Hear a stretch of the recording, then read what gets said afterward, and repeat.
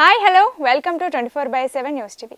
తెలంగాణ ముఖ్యమంత్రి రేవంత్ రెడ్డి పవన్ కళ్యాణ్ కలుసుకోవడం ఇప్పుడు హాట్ టాపిక్ అవుతోంది. ఇప్పుడు దాని గురించి మరిన్ని విషయాలు తెలుసుకోవడానికి మనతో డిస్కస్ చేయడానికి సీనియర్ జర్నలిస్ట్ శ్రవణ్ కుమార్ గారు మనతో ఉన్నారు. ఆయన అడిగి మరిన్ని విషయాలు తెలుసుకుందాం. సార్ చెప్పండి, పవన్ కళ్యాణ్ రేవంత్ రెడ్డి కలుసుకోవడాన్ని ఎలా చూస్తారు?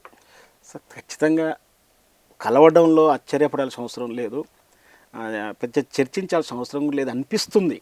కానీ దాని వెనక రహస్య ఎజెండాలు ఏమైనా ఉన్నాయా అన్న ఆలోచన వచ్చినప్పుడు మాత్రం ఖచ్చితంగా దాని గురించి చర్చించాల్సిన అవసరం అయితే ఏర్పడుతుంది. ఎందుకంటే ప్రజాస్వామ్యంలో అందరికీ హక్కులు ఉన్నాయి, ఎక్కడైనా పోటీ చేయొచ్చు, ఎవరైనా ఏ రాజకీయ పార్టీ అయినా. అంటే రాజ్యాంగం చట్టాలు ఏదైతే అనుమతించిందో దాని ప్రకారం అందరూ ఎక్కడికైనా వెళ్ళొచ్చు, ఎక్కడికైనా రావచ్చు.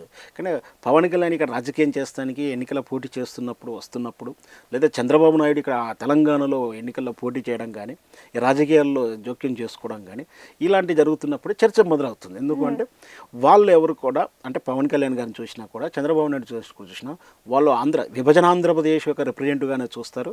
విభజన ఆంధ్రప్రదేశ్కు ఉన్నటువంటి ప్రయోజనాల దృష్టి వాళ్ళు పనిచేస్తారు.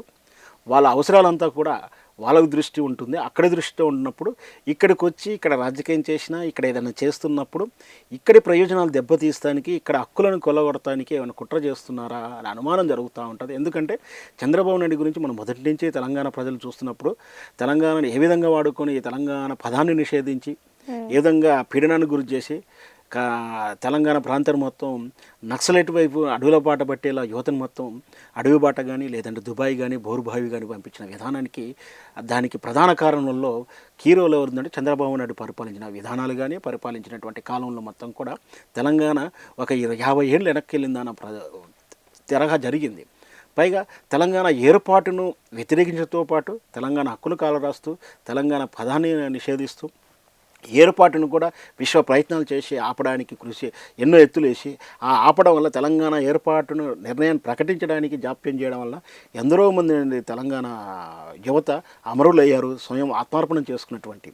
సో ఇన్ని జరిగినప్పుడు ఇక్కడ చంద్రబాబు నాయుడు గారి మీద ఎప్పుడైనా అనుమానం ఉంటుంది. ఇక్కడ వచ్చింది చంద్రబాబు నాయుడు కాదు, మరి పవన్ కళ్యాణ్ కదా అంటే, పవన్ కళ్యాణ్ చంద్రబాబు నాయుడు బినామీగా వస్తున్నాడు. పైగా చంద్రబాబు నాయుడు పవన్ కళ్యాణ్ వేరువేరుగా చూడాల్సిన సందర్భం కాదు, ఎందుకంటే వాళ్ళిద్దరు అలయన్స్లో ఉన్నారు.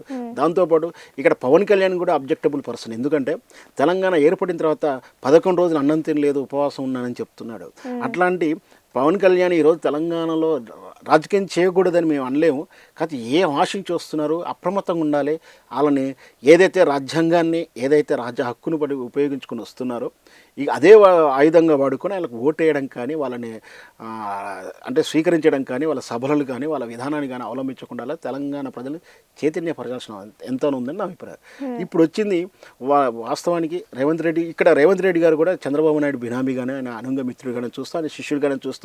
ఇక్కడ వాస్తవానికి ఇక్కడ ఉంది తెలంగాణ కాంగ్రెస్ పార్టీ కాదు, తెలుగు కాంగ్రెస్ పార్టీ లేదా చంద్రబాబు నాయుడు కాంగ్రెస్ పార్టీగానే మేము అభివర్ణిస్తూ ఉంటాం. ఎందుకంటే అక్కడ రేవంత్ రెడ్డి ఏం పని చేసినా, రేవంత్ రెడ్డి ఎలాంటి నిర్ణయం తీసుకున్నా ఆంధ్రలో అనుకూలంగా చంద్రబాబు నాయుడుకి వ్యతిరేకంగా తీసుకునే పరిస్థితిలో ఉన్నాడు.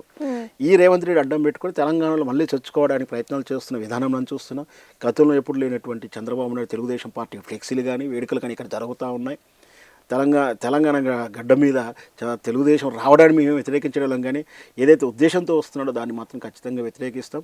అందుకనే ఈ బురద రాజకీయం చేయడానికి ఇక్కడ సహాయం చేయడానికి ఎవరికి అభ్యంతరం లేదు. కానీ చెరు ఉద్దేశంగానే ఏదైనా సీక్రెట్ ఎజెండాతో వస్తే మాత్రం ఖచ్చితంగా ఎండగడతాం, వాళ్ళని వ్యతిరేకిస్తూనే ఉంటాం.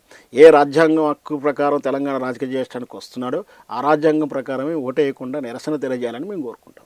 Okay sir, thank you sir.